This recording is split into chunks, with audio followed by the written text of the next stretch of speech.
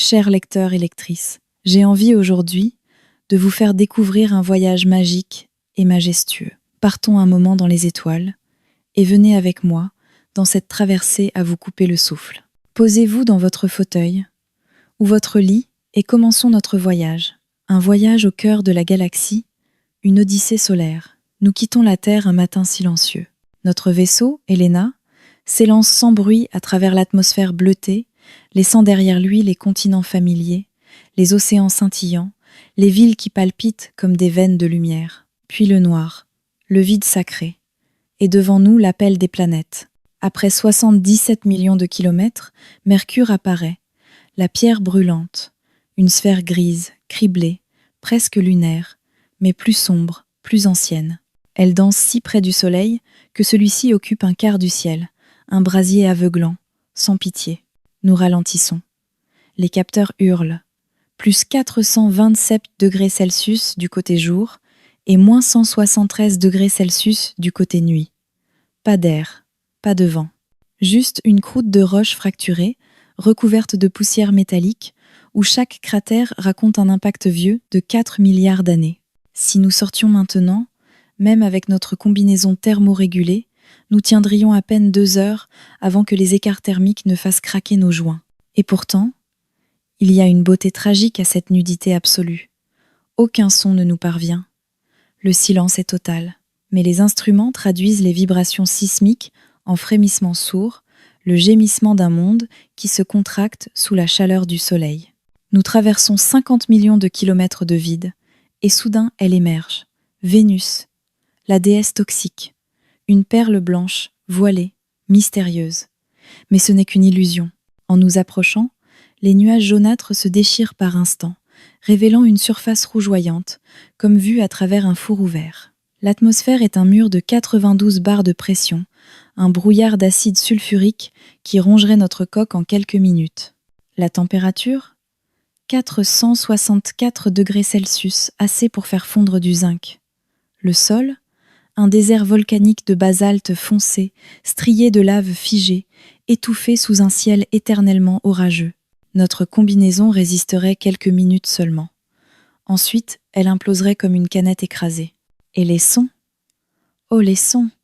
Si nous branchons les capteurs radio convertis en audio, Vénus hurle. Un rugissement grave, continu, entrecoupé d'éclairs qui crépitent comme des os brisés. C'est le cri d'une planète qui étouffe sous son propre souffle. 55 millions de kilomètres plus loin, Mars se dresse. La planète rouge, une sphère ocre, poudreuse, marquée de canyons immenses et de volcans morts. Olympus Mons, 3 fois plus haut que l'Everest, domine l'horizon comme un dieu endormi. Le sol est une mer de cailloux. Oxyde de fer, poussière fine qui s'envole en tourbillon rose dès qu'un vent léger souffle. Température, moins 60 degrés Celsius en moyenne, mais le soleil peut atteindre plus 20 degrés Celsius à midi. L'atmosphère est un soupir, 1% de celle de la Terre. Presque rien. Pourtant, c'est ici que l'humanité rêve de poser ses racines. Avec notre combinaison, nous survivrions plusieurs heures, mais sans abri, les radiations cosmiques nous tueraient en quelques jours. Et le son ? Le vent martien murmure. Il souffle à 30 km/h, doux mais insistant, comme une berceuse venue d'un autre âge. Parfois, un grincement métallique peut être le sable qui frotte contre la roche ou le temps lui-même qui se fissure. Nous plongeons dans le vide interplanétaire. 550 millions de kilomètres nous séparent de Mars. Puis, Jupiter, œil de la tempête qui surgit devant nous, immense et hypnotique. Une bande de nuages colorés rouge, blanc, ocre, tournoyant autour d'un œil gigantesque, la grande tache rouge, une tempête plus large que la Terre, qui fait rage depuis 4 siècles. Il n'y a pas de sol, seulement des couches infinies de gaz, hydrogène, hélium, ammoniac glacé. Plus nous descendons, plus la pression monte jusqu'à transformer l'hydrogène en métal liquide. Même à 50 km d'altitude, où la température et la pression sont supportables, les vents atteignent 600 km/h. Notre combinaison ? Inutile. Nous serions broyés en secondes. Mais écoutez, Les capteurs magnétiques traduisent les ondes de Jupiter en sons, des chants de baleines cosmiques, des grondements profonds, des harmonies venues du cœur même de la planète. C'est la voix de cette géante, à la fois douce et terrifiante. 650 millions de kilomètres plus loin, Saturne nous attend. La danseuse aux anneaux, elle flotte, légère, majestueuse. Ses anneaux, trillions de fragments de glace pure, scintillent comme des diamants jetés dans le vide. Chaque particule suit sa propre orbite, créant une symphonie visuelle d'une précision divine. La planète elle-même est si peu dense qu'elle flotterait dans l'eau. Nuages dorés, vent furieux, température, moins 160, 18 degrés Celsius. Encore une fois, pas de sol, seulement des couches gazeuses qui s'enfoncent vers un noyau inatteignable. Vivre dans les nuages? Théoriquement, oui, mais les tempêtes sont si violentes que même un vaisseau serait déchiré. Les sons, des sifflements aigus, des chœurs cristallins, les anneaux vibrent sous l'impact des micrométéorites, produisant une musique céleste, fragile comme du verre. 1,4 milliard de kilomètres après Saturne, Uranus apparaît, la géante couchée, une boule turquoise, inclinée sur le côté, comme si elle dormait en travers de l'espace. Son atmosphère, riche en méthane, absorbe la lumière rouge, donnant cette teinte surnaturelle. Température, moins 224 degrés Celsius, l'un des endroits les plus froids du système solaire. Pas de surface. Juste des couches de glace chaude, eau, méthane, ammoniac, recouvrant un petit noyau rocheux. Les vents soufflent à 900 km/h. Notre combinaison? Inutile. Mort instantanée. Et les sons? Uranus émet des bourdonnements électromagnétiques profonds, comme le battement d'un cœur gelé. La NASA les a captés. Un grognement lent, presque endormi, mais menaçant. 1,6 milliard de kilomètres plus loin, Neptune nous accueille. Le souffle bleu, une sphère cobalt, tourmentée, vivante. C'est ici que soufflent les vents les plus rapides du système solaire, 2100 km/h. Des tempêtes noires naissent et meurent en semaines.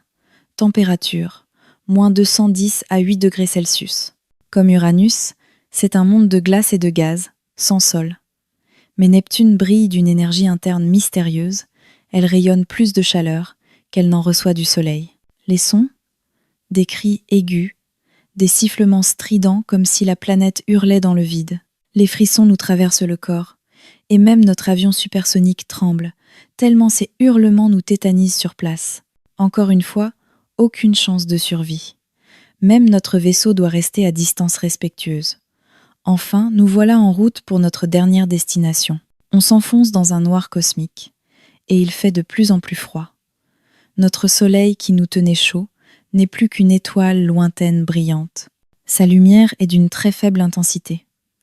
Cette luminosité équivaut à l'éclat de la planète Vénus, vue depuis la Terre, ce qui signifie qu'elle serait inconfortable à regarder directement.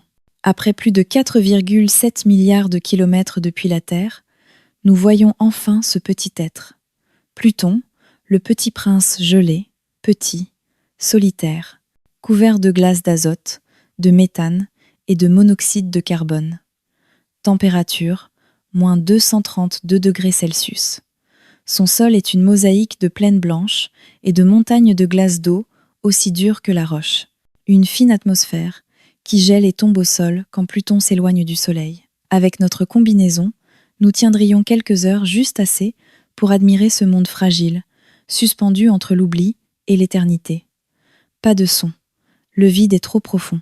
Mais si on pouvait entendre, ce serait le silence le plus pur de l'univers. Nous continuons dans ce noir absolu et au loin un trou béant. Nous sommes attirés par sa gravité. Il nous aspire. On se sent comme dévoré vivant. Nous sommes engloutis dedans, et pourtant, toujours vivants. Dans cette boucle temporelle interminable, nous sommes projetés dans un tunnel interstellaire. Et d'un bruit sourd, nous traversons ce couloir infini, qui mène on ne sait pas où. Soudainement, nous sommes écartés du tunnel par une force divine, et nous voici face à la Terre.